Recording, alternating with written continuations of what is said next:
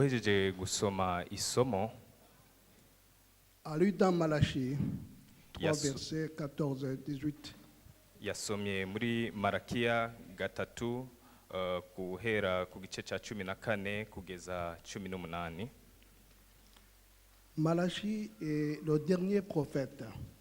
Maraki umuhanuzi wa nyuma, Un prophète qui a vécu il y a longtemps de cela. umuhanuzi yabayeho mu gihe giheze, haraheze igihe kinini. On pense que ce livre de Malachie a été écrit dans les années 460 avant Jésus-Christ. Nibaza yuko iki gitabo cya Marakiya coba cyaranditswe mu myaka ya 460 imbere ya Kristo. C'est le temps où les Juifs venaient de l'exil à Babylone. Ico ni gihe aho abayuda bari bavuye mu bunyagano cyangwa se mu buhungiro i Babuloni, Et qui était dominé par les Perses. kandi bari baganzwa n'abaperesi. Après la construction du temple. Inyuma y'ukubakwa kw'ishengero. Et le contexte était tendu, on pourrait dire. Kandi ico gihe ntivyari vyoroshe, niko novuga. Les Israélites qui viennent de la captivité ont différentes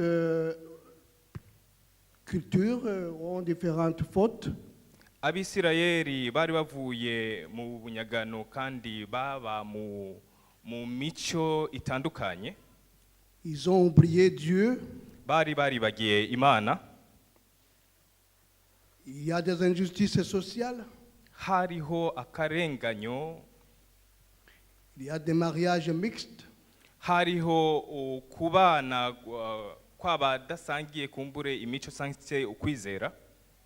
Parce que vous vous rappelez que Dieu les avait défendus de se marier avec d'autres peuples qui ne connaissaient pas Dieu. Kandi muribuka yuko Imana yari yabujije yuko hoba kubana cyangwa se kwabirana kw'abadasangiye ukwizera. Et donc il y avait un appel urgent Hariho umuhamagaro udasanzwe, que c'était le message du prophète de les rappeler leurs responsabilités. ukaba ari ubutumwa umuhanuzi yababwiye bwo kwibuka cyangwa se kuzirikana Imana. On pense aussi que le message de Malachie s'inscrit dans les réformes d'Esdras et de Néhémie. Nibaza yuko ubu butumwa Maraki yatanze bwanditswe mu gihe kimwe cyangwa se bwari buhuye n'ivyo umuhanuzi Esdras yoba yaranditse. Ezira.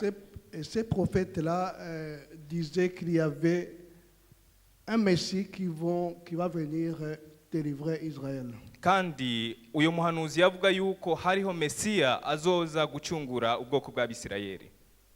Donc c'est dans le même sens que Malachie va venir. Ni muri ubwo buryo nyene Maraki yaje. Le style d'écriture de Malachie est intéressant, je veux dire. Uburyo Maraki yerekanywe bwari uburyo budasanzwe. Parce que son livre est écrit d'une manière de dialogue. Kuko iki gitabo cyanditswe nk'ikiganiro, mu buryo bw'ikiganiro. Il s'est imaginé, il voyait les problèmes qu'il y avait dans la société. Yarabona ingorane zariko ziraba mu gituranyi, mu kibano. Et pour transmettre cela, kandi kugira ngo ashobore kuba yoshikiriza izo ngorane, il a utilisé un dialogue. Byasaba yuko haba ikiganiro.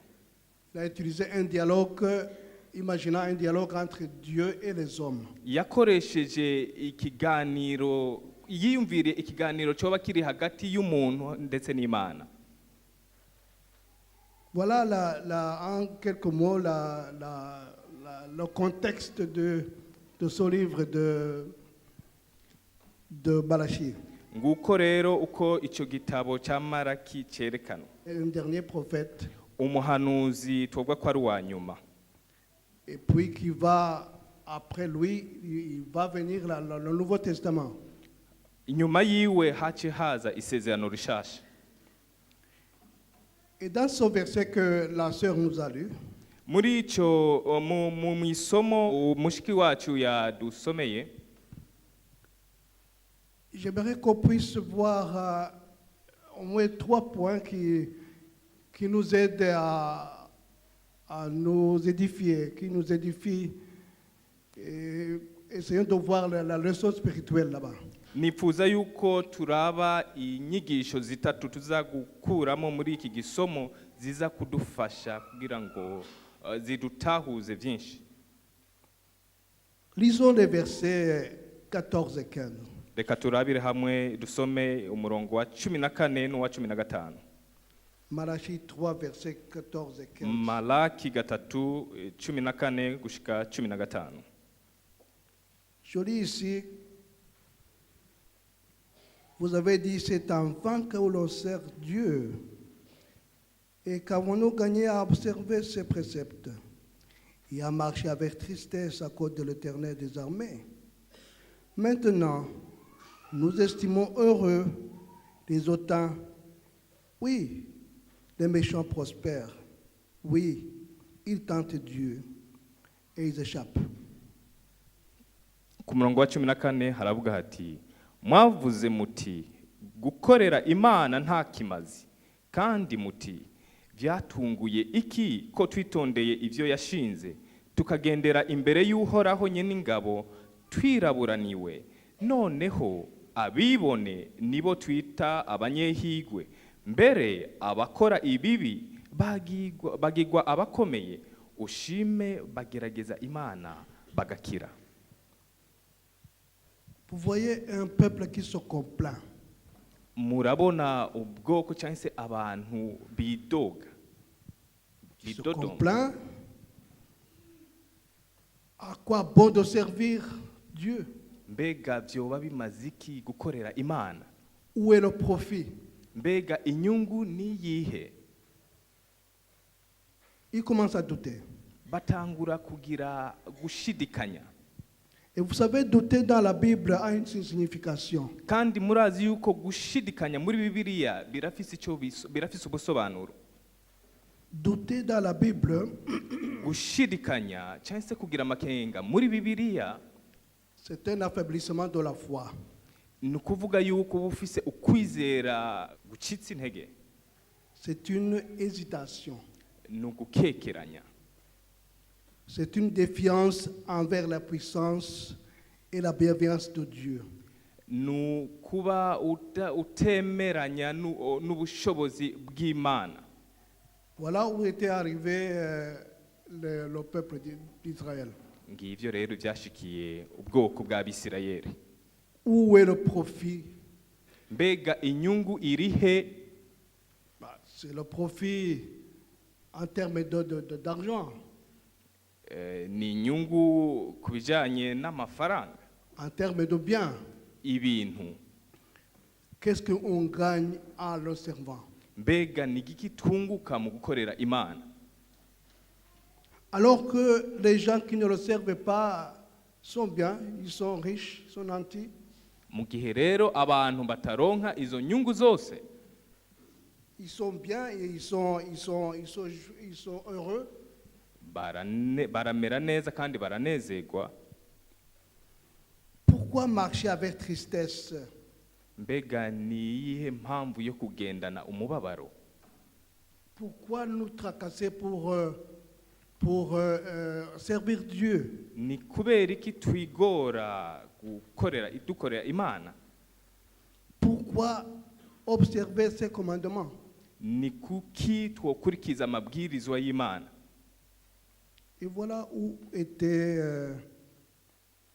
arrivé le peuple d'Israël. Ngaho rero aho ubwoko bw'Abisirayeli bashitse.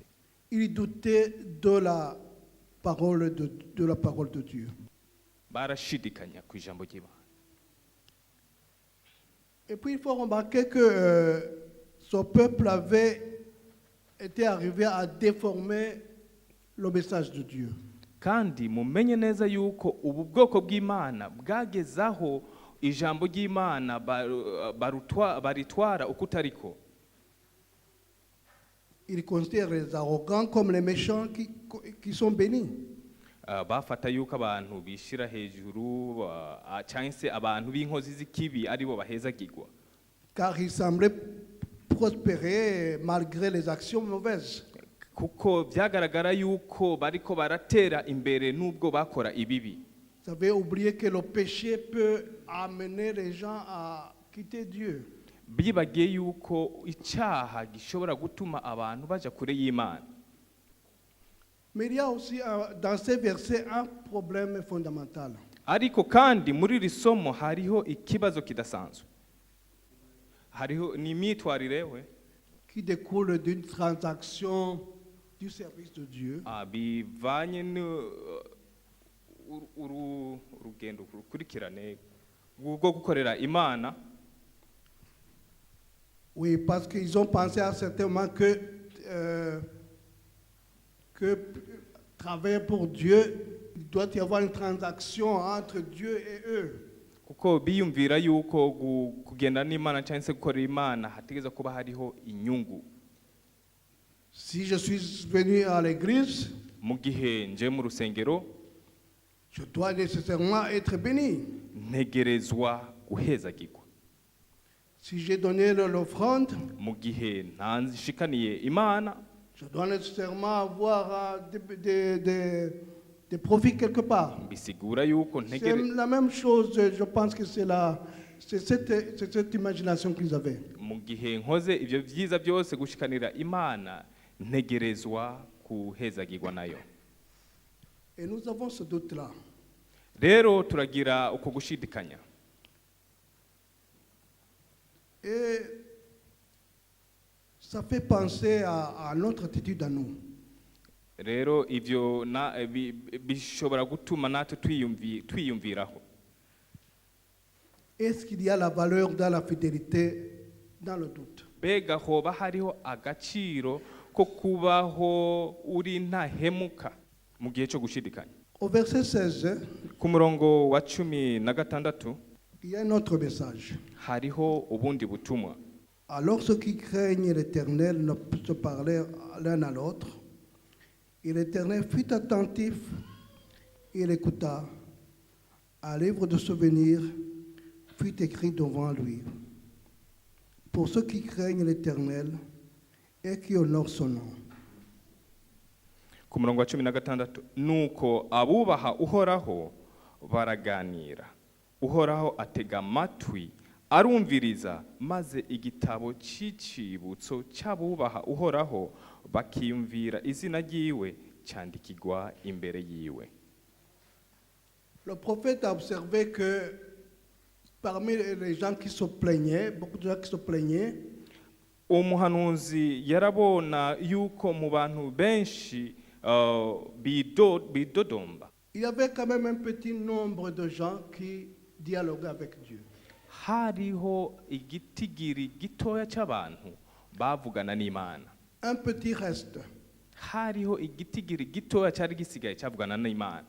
qui dialoguaient avec Dieu. Bavugana baganira n'Imana. Et la Bible nous dit que Kandi Bibiliya iratubwira ko ils se parlèrent l'un à l'autre. Baraganira. Et la Bible nous dit que l'Éternel était attentif. Kandi Bibiliya itubwira yuko Uhoraho yatega ugutwi. Il est encourageant de voir que parmi les gens qui se plaignaient, il y avait quand même un reste. Biratera intege kumva yuko mu bantu benshi bidodomba hariho igitigiri gitoya cy'abantu bakomeza guhagara bashikamye. Ce sont des gens qui craignaient Dieu malgré tout. N'abantu bubaha bagatinya Imana. Et qui honorent son nom. Kandi bakubaha izina ryayo. Même dans l'épreuve. Ndetse no mu gihe cy'ibigeragezo. Ce sont des gens qui regardent leurs épreuves pas comme un problème pour être en relation avec Dieu. n'abantu batafata yuko ingorane cyangwa se ibibazo bahura nabyo atari inzitizi zotuma bashikira Imana. Ils s'encouragent mutuellement. Baraterana intege, Ils dialoguent entre eux. baraganira, Ils s'encouragent en encourageant les gens à continuer à avancer avec Dieu. baraterana intege, bakabwira abagenzi babo ko bobandanya bakorera Imana. Et je voudrais attirer votre attention sur ce que Dieu appelle l'attention de Dieu. Nagomba yuko muzirikana icyo Imana ivuga ku bijyanye no kuba atwumviriza cyangwa se adutega amatwi. Dieu attend les échanges de ceux qui sont patients. Imana itega ugutwi cyangwa se irazirikana abo bantu bihangana. Et ce thème est trouvé dans la Bible, dans beaucoup de versets de la Bible. Kandi ivyo turayibona mu masomo menshi dusanga muri Bibiliya. Lisons en Psaume 121, verset 5. Reka turabire hamwe Zaburi igice cy'ijana na 21 umurongo wa 5. Psaume 121, verset 5. Zaburi ijana na 21 umurongo wa 5. L'Éternel est celui qui te garde. Et l'Éternel est ton ombre à ta main à droite. Uhoraho niwe muzigamyi wawe, Uhoraho niwe gitutu cyawe iburyo bwawe. L'Éternel est celui qui te garde.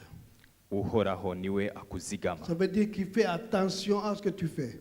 Bisigura yuko azirikana kandi akitwararika ibyo ukora byose. Ça veut dire qu'il est ton ombre. Bisigura ko niwe gitutu cyawe.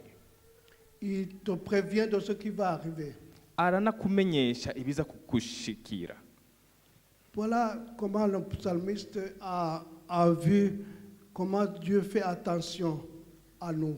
Uko niko umunyezaburi yabonye avuga ukuntu Uhoraho akwitwararika. Lisons encore un verset qui se trouve en Deutéronome, le chapitre 1, verset 31, 30 à 31. Deutéronome 1, 30 et 31. Gusubira mu byagezwe igice cya mbere umurongo wa 30 kugeza 31. Vous le voyez sur l'écran, l'Éternel, votre Dieu, qui marche devant vous, combattra lui-même pour vous, selon tout ce qu'il a fait pour vous sous vos yeux en Égypte. Puis au désert, où tu as vu que l'Éternel, ton Dieu, t'a porté comme un homme porte son fils, pendant toute la route, et que vous avez fait jusqu'à votre arrivée en ce lieu. Kuko Uhoraho Imana yanyu umwe ahora baje imbere ari we azobagwanira nk'uko mwabonye ibyo yabakoreye byose muri Egiputa no mu bugaragwa aho yagenda abaterura nk'uko mubizi nk'uko umugabo aterura umwana wiwe mu rugendo mwagenze rwose gushitsaho mwashikiye aho hantu. Voilà notre verset qui nous montre l'attention qu'il porte à ceux qui le craignent. Ngiri rindi somo ritwereka ukuntu Uhoraho yitwararika abamwubaha. Lisons encore en Psaume 139. Reka twonge turabire hamwe Zaburi ijana na 31 ijana na 39 du verset 1 au verset 6. umurongo wa mbere kugeza 6. Ô chef des chantres de David, Éternel, tu me sondes et tu me connais. Tu sais quand je m'assieds et quand je me lève. Tu pénètres de loin ma pensée. Tu sais quand je marche et quand je me couche. Et tu pénètres mes voies. Car la parole n'est pas sur ma langue. Que déjà, ô Éternel, tu la connais entièrement. Tu m'entoures par derrière et par le devant, et tu mets ta main sur moi.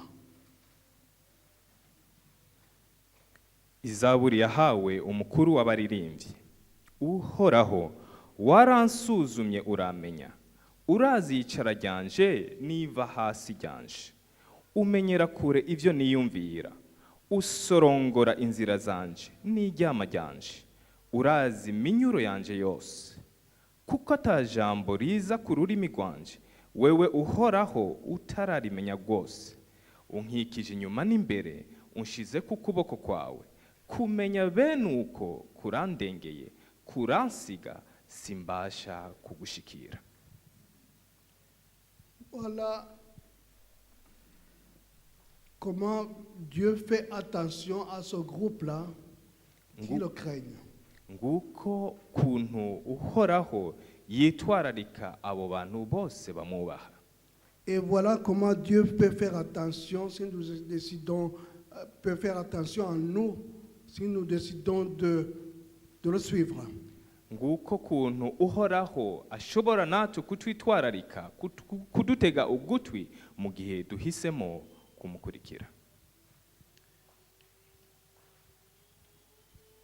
Un autre message de ce verset se trouve au verset 17 et 18 de Malachie. Malachie 3, 17 à 18 maintenant. Ubundi butumwa turongera kubusanga muri Maraki gatatu ku murongo wa 18 17 kugeza 18.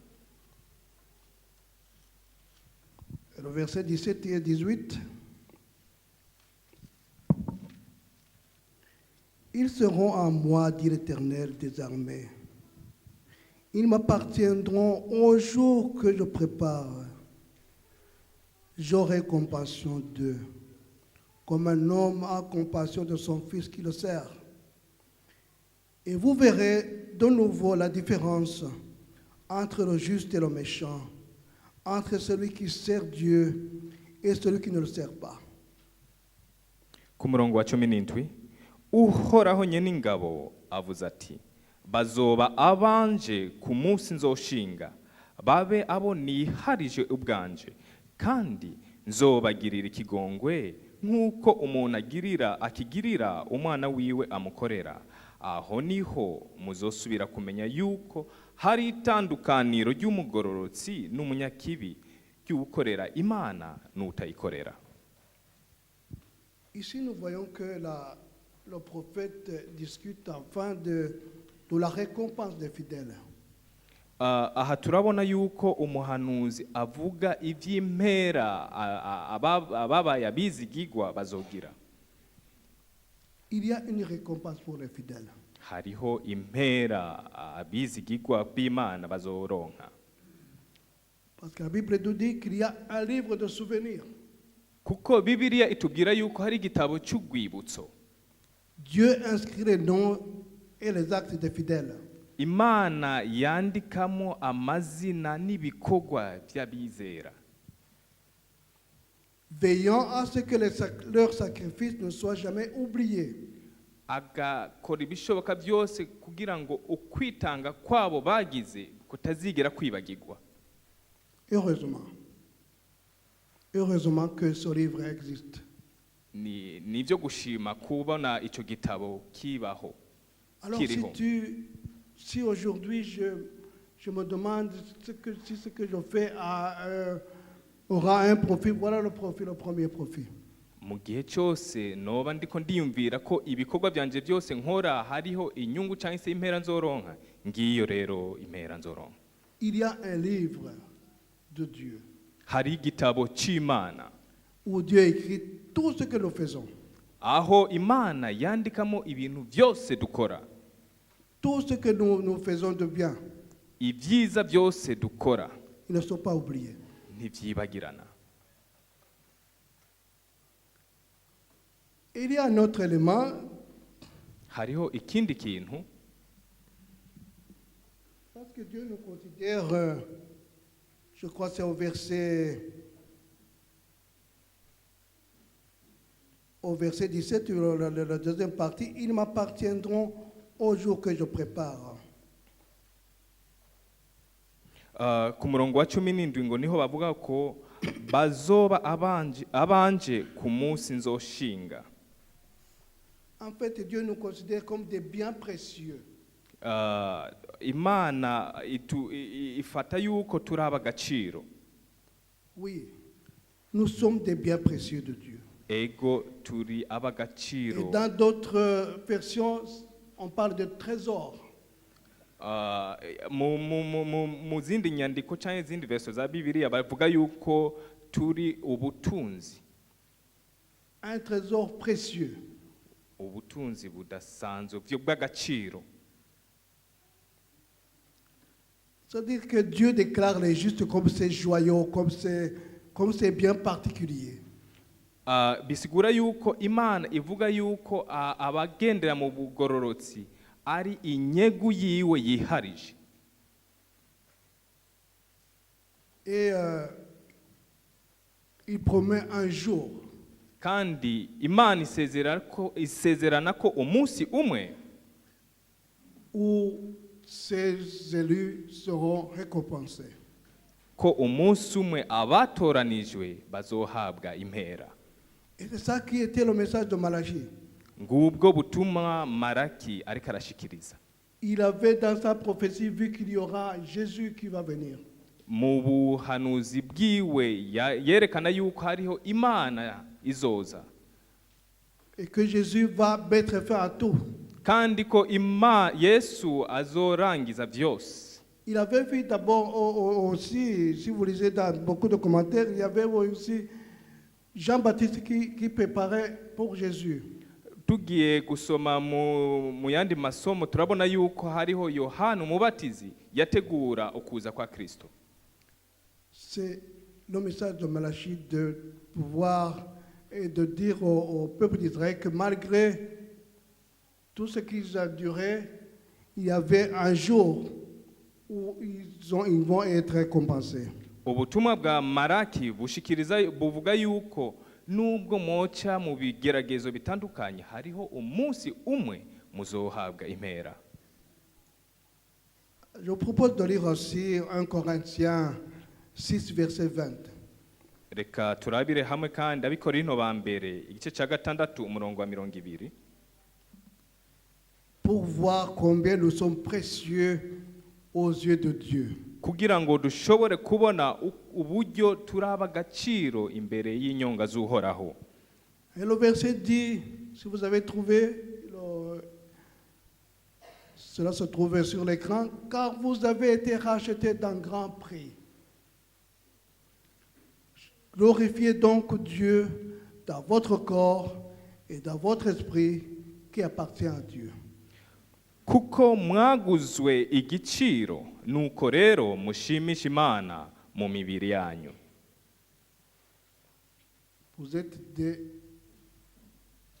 avez été rachetés par un grand prix, à un grand prix. Mwaguzwe igiciro kinini. Et ce prix, c'est Jésus-Christ qui est venu. Kandi ico giciro ni Yesu Kristo. Et qui devrait venir, il est tenté d'expliquer aux Israélites qu'ils étaient précieux aux yeux de Dieu et qu'ils devraient attendre des promesses. Yariko arereka Abisirayeli yuko bari ab'agaciro imbere y'Imana kandi bategereza gutegereza ukugaruka kwa Kristo. Voyons un autre verset qui nous montre que nous sommes précieux aux yeux de Dieu. Reka turabire hamwe irindi somo ritwereka yuko turi ab'agaciro imbere y'inyonga z'uhoraho. Ésaïe 4, verset 1 à 4. Yesaya igice cya 4 umurongo wa mbere gushika ku wa 4.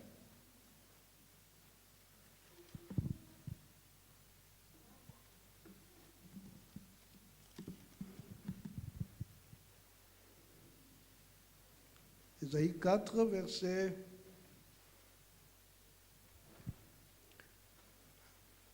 1 à 4. Et les 7 femmes saisiront ce jour un seul homme et diront, nous mangerons notre pain et nous et nous vêtrons nos habits. Fais-nous seulement porter le nom. Et je pense que c'est le verset, non, c'est le chapitre Ésaïe 40. Hein? Ésaïe 40. nibaza yuko ari Yesaya igice cya 40. Je pense Ésaïe 40.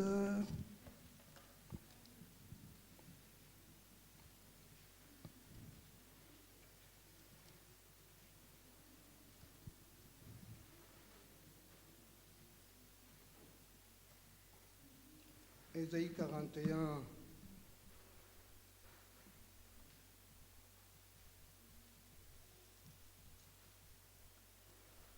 Ésaïe 41, verset 10. C'est ce que je voulais dire en fait.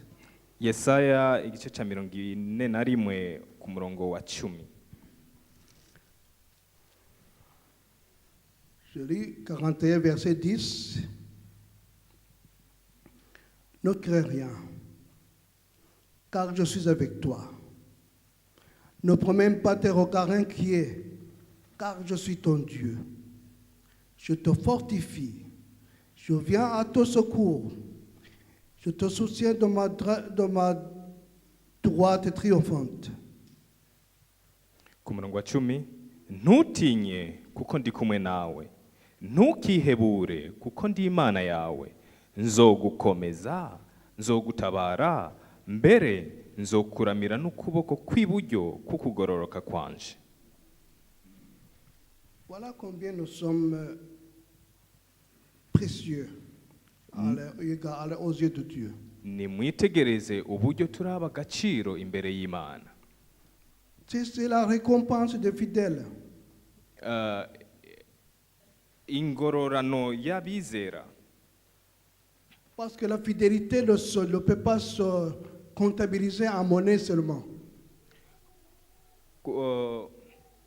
Ukuba intahemuka ntiguhabwa impera biciye mu mafaranga yonyene.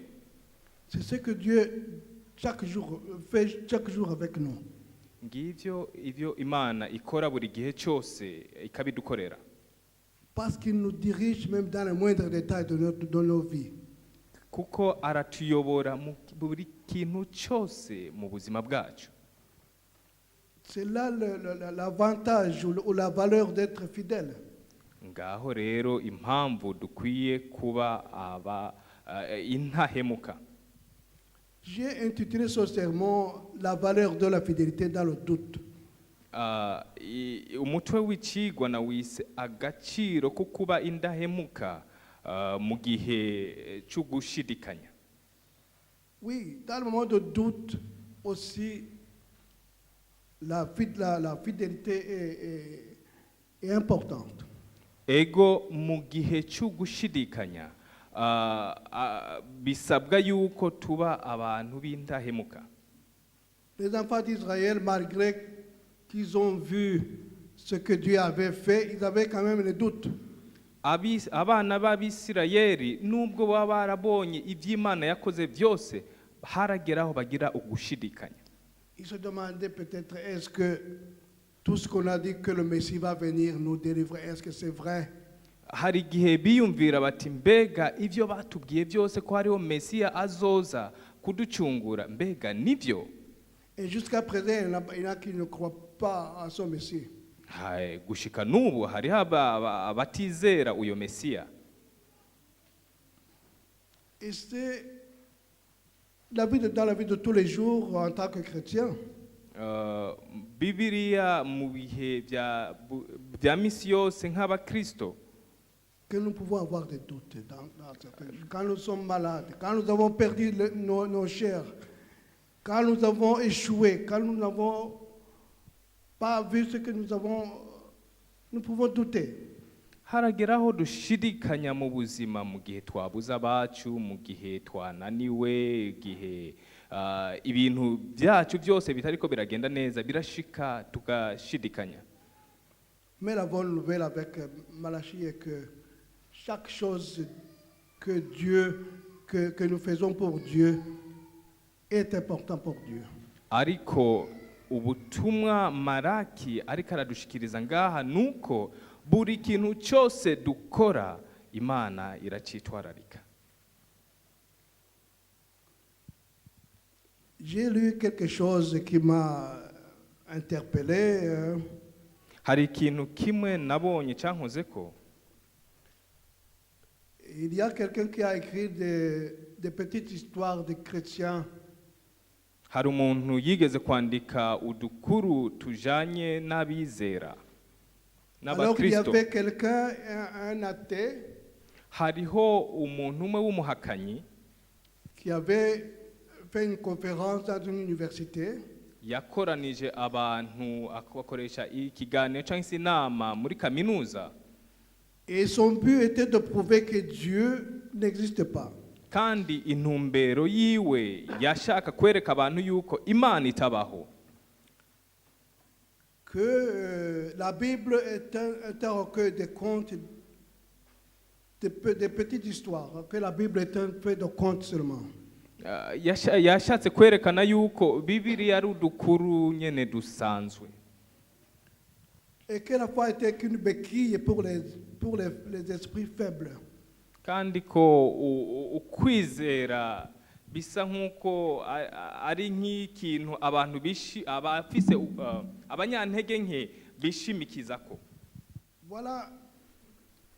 Donc là, il a exposé son sujet. Murabe rero icyo kiganiro cyaratanzwe, Il y avait beaucoup d'intellectuels devant. hariho incabwenge nyinshi ngaho, Et il fut un moment de poser les questions. maze hagera igihe cyo kubaza ibibazo. Et qu'est-ce qui se passe? Il y a quelqu'un qui se lève. Hacabaho umuntu umwe ahaguruka, Un monsieur qui s'était préparé. ni umugabo yari yiteguye rwose. Il s'est levé tranquillement, Arahagarara atuje, sans hésitation, atagushidikanya, sans doute. atagushidikanya. Il tenait une orange dans la main. Yari afise umucungwa, incungwa, icunga, Et il commença à l'éplucher. maze awukurako ibishishwa. Après avoir épluché, il commence à manger un à un. Maze atangura kurya uwo mucungwa buhoro buhoro. Et le présentateur, la tête, lui, était furieux. Maze uyo yari karakoresha icyo kiganiro arashavura, ararakara cyane. Il lui dit, pose ta question. Aramubwira ati bazi ikibazo cyawe.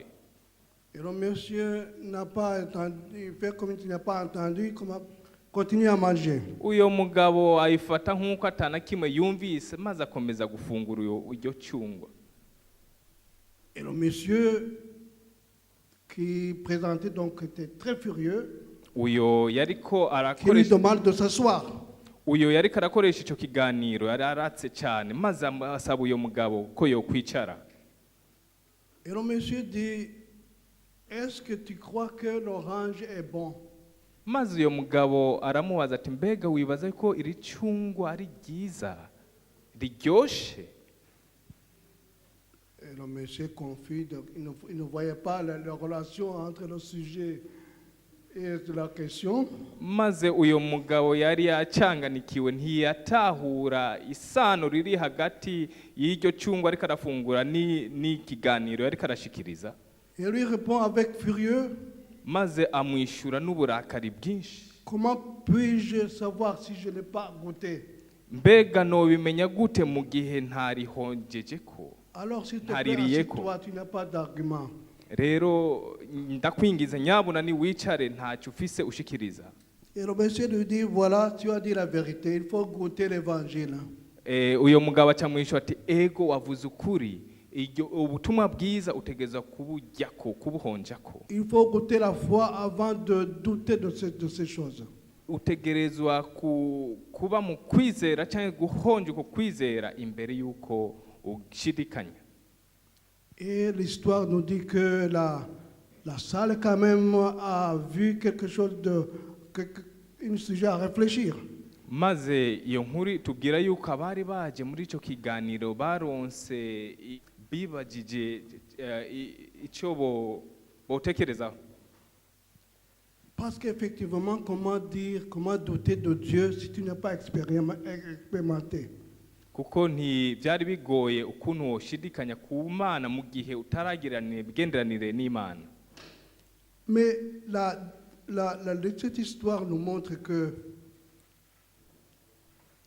il ne faut pas douter de Dieu avant d'avoir expérimenté. Inkuru iratubwira yuko ntidutegerezwa gushidikanya ku Mana mu gihe tutaragiranira imigenderanire nayo. Et Dieu nous demande toujours de le croire et de faire confiance en lui.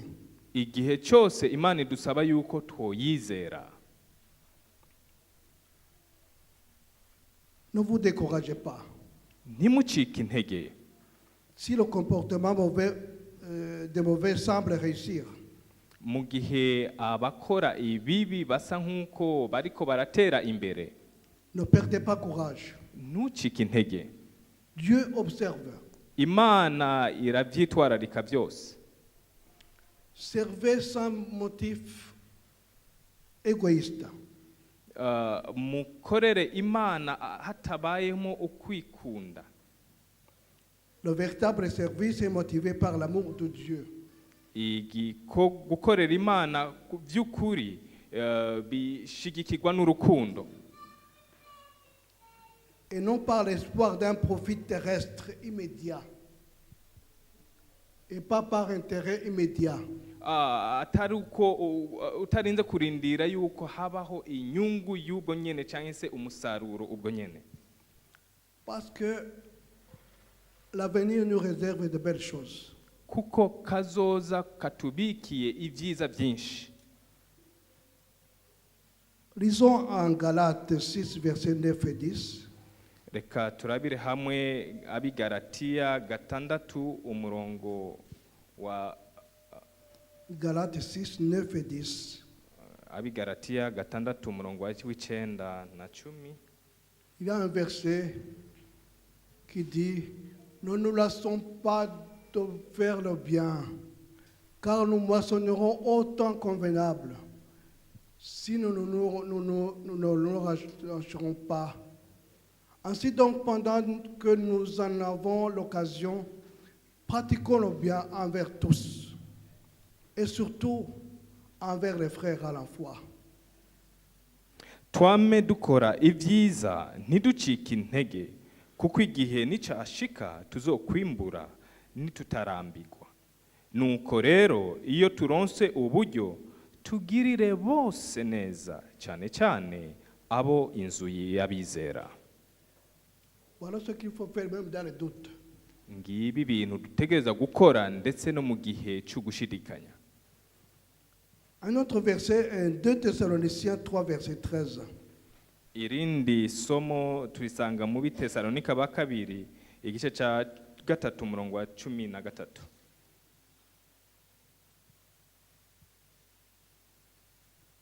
Pour vos frères, ne vous lassez pas de faire le bien. Ariko mweho bene data ntimurambigwe no gukora iciza. Ne vous lassez pas de faire le bien. Ntimurambigwe no gukora iciza. Et ce n'est pas en termes de monnaie qu'on parle ici. Ntabwo ari biciza kijanye no gutanga amafaranga turiko turavuga ngaha. Parce que chaque geste compte devant Dieu. Kuko buri kintu cyose Imana iracitwararika, irakizirikana. Ce sourire que vous portez à quelqu'un. Umwenyurira umuntu. Cette salutation que vous donnez à votre voisin. Iyo ndamutso uha umubanyi wawe. Cette condoléance que tu donnes à celui qui a perdu le sien. Izo ndemesho uha umuntu aba yabuze uwiwe. Cette visite. Ugusura cyangwa se gutemberera umuntu. Ce coup de téléphone. Guhamagara umuntu. Pour vous dire que tu es avec lui. Umubwira yuko muri kumwe. Tout cela compte. Ivyo byose Imana irabyitwararika. 1 Corinthiens 15, verset 58. abikorinto ba mbere 15 umurongo wa 58. 1 Corinthiens 15, verset 58, nous dit: Ainsi, mes frères bien-aimés, soyez fermes, inébranlables, travaillant de mieux en mieux à l'œuvre du Seigneur, sachant que votre travail ne sera pas vain dans le Seigneur. Nuko bene data nkunda mukomere ntimunyiganyige murushirize iminsi yose gukora ibikorwa by'umwami wacu kuko muzi yuko uburuhe bwanyu atari ubwo busa mu mwami. Encore une fois, chaque chose compte. N'ubu nyene ikintu cyose Imana irakizirikana. Chaque acte que nous posons est compté. Igikorwa cyose dukora kirazirikanwa. Mon dernier verset se trouve en Proverbe 3, versets 27 et 28. Isomo rya nyuma turisanga mu Migani igice cya 3. Verset 3, 27 à 28. Migani igice cya 3 umurongo wa 27 gushika 28. Ne refuse pas un bien à celui qui a droit quand tu as le pouvoir de l'accorder. Ne dis pas à ton prochain, va et reviens. Demain, et je te donnerai ce que quand tu as de quoi à donner. Ntukanke kugirira ibyiza ababibereye ugifise uburyo bwo kubikora. Ntukabwire mugenzi wawe uti genda uzogaruke ejo nzoguha kandi ubifise ngaho. Chers frères et sœurs, le livre de Malachie nous appelle ici, dans ces versets, nous rappelle la valeur de la fidélité. Bakundwa b'Imana, muri Marakiya iri somo twabonye muri Marakiya ritwibutsa iby'agaciro kukudahemuka. La fidélité est toujours devant Dieu, est toujours bon devant Dieu. Ukudahemuka cyangwa se kuba intahemuka ni iby'agaciro imbere y'Imana. Et ce matin, cet après-midi, j'aimerais que nous puissions réfléchir sur cela. Kuri uno munsi nifuza yuko tubitekerezaho. Et que dans nos doutes, dans nos problèmes, dans nos difficultés, kandi mu gihe cyo gushidikanya mu gihe cy'ibibazo turiko turacamo byose nous soyons quand même fidèles à Dieu. Tuzobe intahemuka ku Mana. Que Dieu vous bénisse tous. Imana ibahezegere mwese.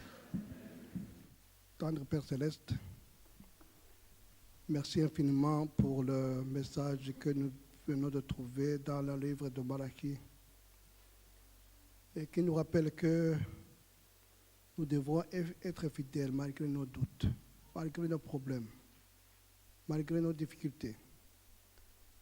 Aide-nous, Seigneur, que nous puissions chaque fois nous rappeler qu'il y a une récompense qui nous attend quand nous faisons du bien.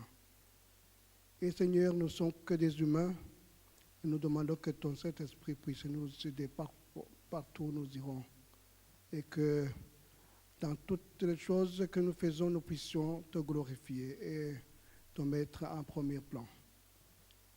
Nous voulons, Seigneur,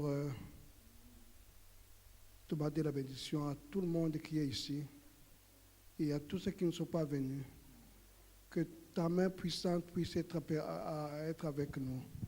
Au nom de Jésus. Amen.